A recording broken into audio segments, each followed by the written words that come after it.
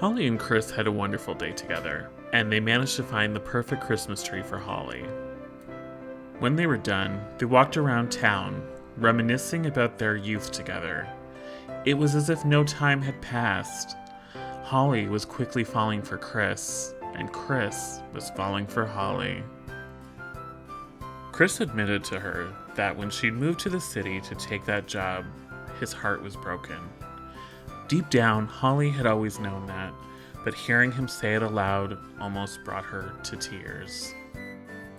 After an unsuccessful skating trip and a stolen kiss on the bridge, they decided to get some coffee at their local cafe. While Chris had to go return a phone call to his work, Holly went inside to place the order.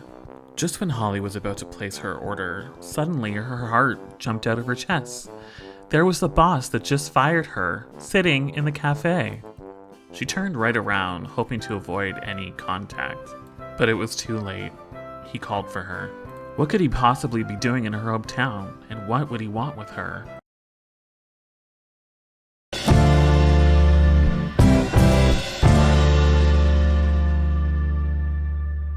Hello, AC Universe, and welcome to Canada Crossing. My name is Danny, and today we are on my Christmas town island of Winter Bay.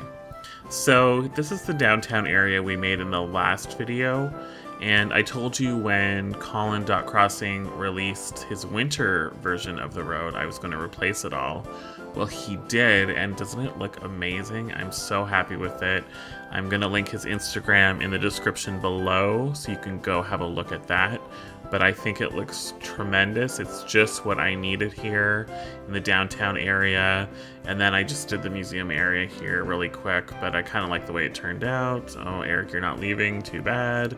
Today we're going to move a little further from the Main Street area, and we're going to go a little out of town, and we are going to build our Christmas tree farm. And what's a Christmas town without a Christmas tree farm?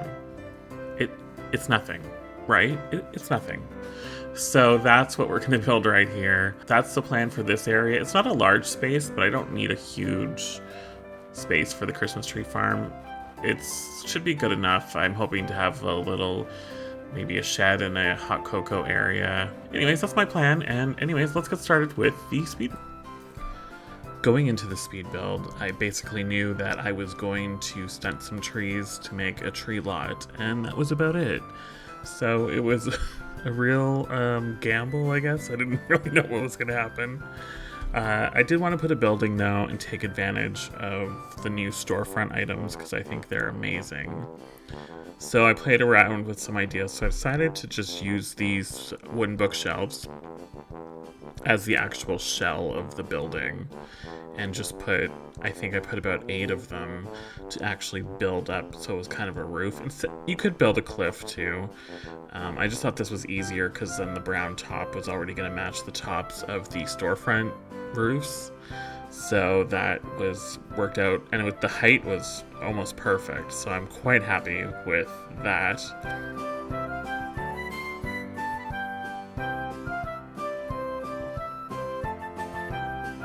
And then just placing them around all the sides of the building to make it look like an actual flush building. And then I thought these topiaries on either side really kind of hid the imperfections of the building. So quite happy with that.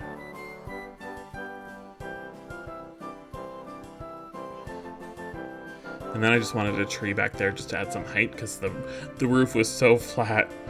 And I thought, okay, we need something behind it to add a little bit of height behind it. So I thought that worked out really well. And now I'm going to extend the path out to build a little hot chocolate stand. Again, all these custom patterns, if you're looking for them, just check the description.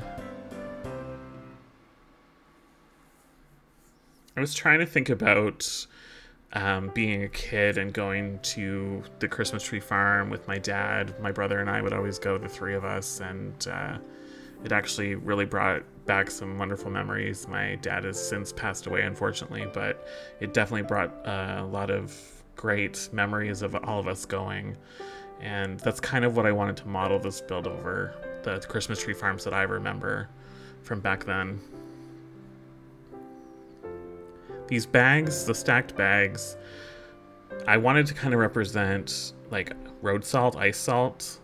So in my head, that's what they are. So just so you know, in case you're wondering why I'm putting these random stacked bags, that's what they are. Which of course would be on hand at a place like this.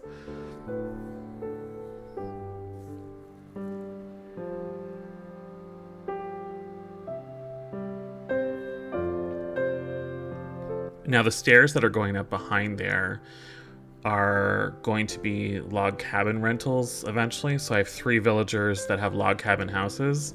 So I'm gonna put them all up there, and it's kind of gonna be like a log cabin rental area. So I think it's gonna look really cool, kind of especially behind the Christmas tree farm. So look forward to that coming. And I wanted to take advantage of the new fences because I haven't really used a lot of them yet. And I thought this one was perfect for a Christmas tree farm.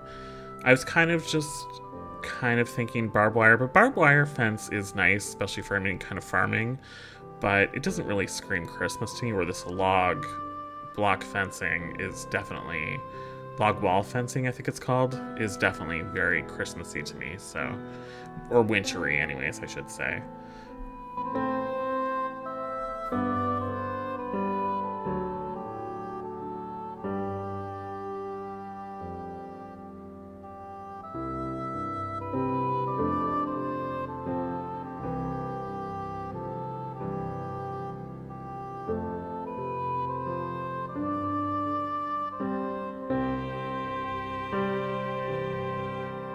I'm kind of looking at my man-made bridge there, and I didn't really like the way it was going, so I adjusted. It's always good to look and adjust. That's my biggest advice. I always tell people, just stand back, look, something's not right, change it. Play around with it. So now I'm just gonna start planting the trees around.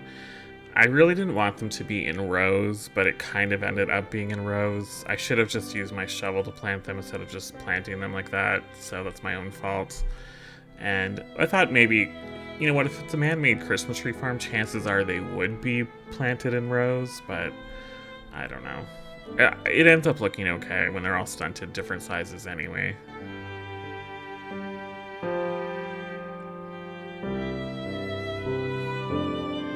It wouldn't be a build if my villagers weren't hanging around me, but Eric is probably in my top 5 favorite villagers of all time, so I was kind of happy having him here.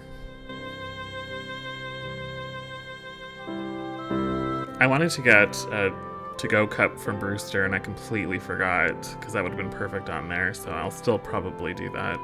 Or, honestly, I'll probably forget, but my intentions are to do it anyway.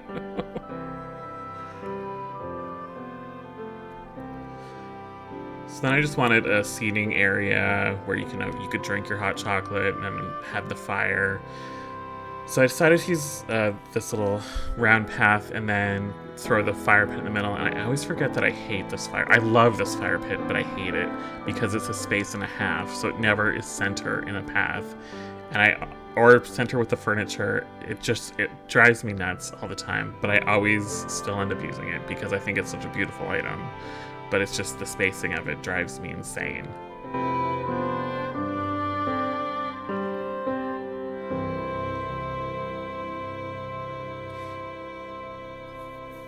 Love the party lights, had to throw them in. You will all be happy to know I did not use one wood partition in this build. Shocking, I know. If you've been watching my other videos, you'll know that they're my go-to now, but not here. I know, I'm shocked as well.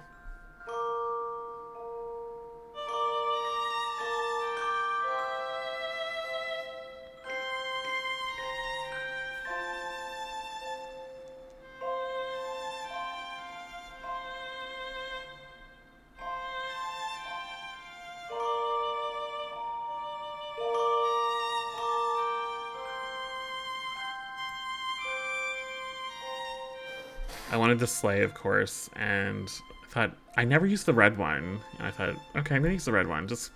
I felt like I didn't have a lot of Christmas stuff, even though it's Christmas tree farm. So I definitely wanted to add some more red, and then I do start to add a bit more Christmassy like patterns and decorations. So it does get a little bit more Christmassy. But I thought, okay, here's my chance with the sled, and then the cushions on the couch there, and then now I'm gonna start to add a bit of Christmas decor.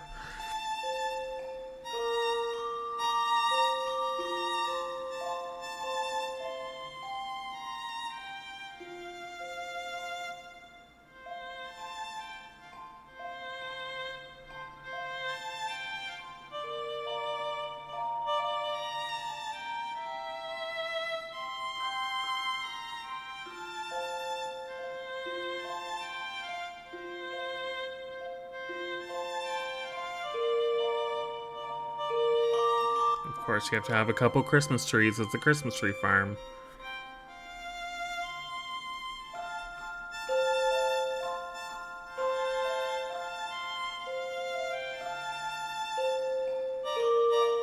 The shed was perfect. Christmas colors. Love it.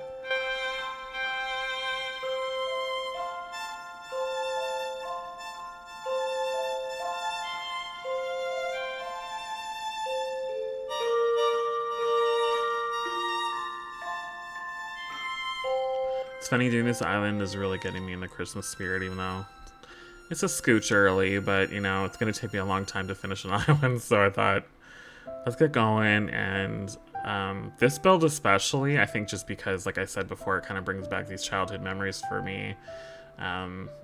It definitely really got to me and definitely got me in kind of a Christmassy mood.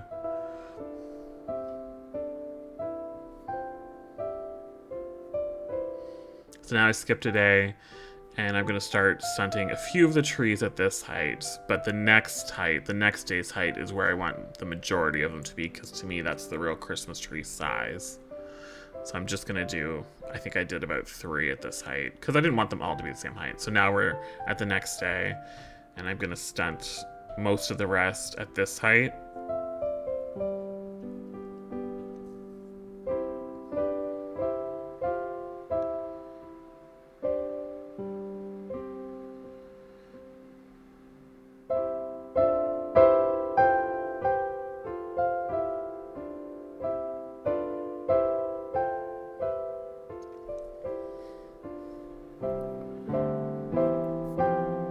I didn't plant any weeds around, which probably I'll do before I save my dream address, but I didn't want them all to grow out of control before I was done building this town, so I'll probably add a bit here and there. I don't like to add too much because I don't really like them with the snow, and I don't care for the winter weeds, but I think I will add them just before I save my dream address, so that will be good.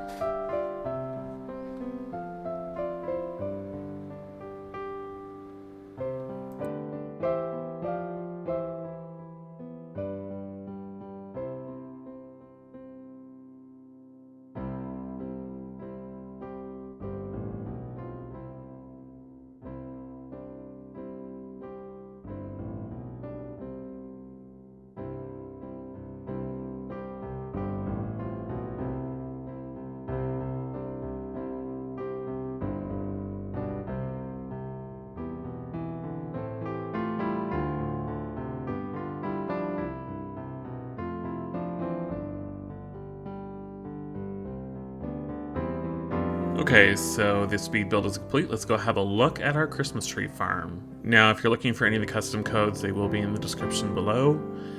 And I really like how the building turned out. These new storefront items are amazing. And then, of course, I just stunted some trees to make it look the appropriate size for Christmas trees. Then we just placed some Christmas decorations around, obviously, to add to the Christmas aesthetic we're going for. This new log fence really looks cool in front. Adding this shed, which happens to be in these Christmas colors, I thought also looked really nice and convenient. And then we have a sitting area, get warm by the fire. And then lastly, a little hot cocoa or stand and cash register you'd pay for your tree. And then a little shelter to keep maybe a little bit of warm or whatever snow off you. And that's our Christmas tree farm. Let me know what you think about it in the comments below. Don't forget to like the video, subscribe to Canada Crossing, and I'll see you in the next one.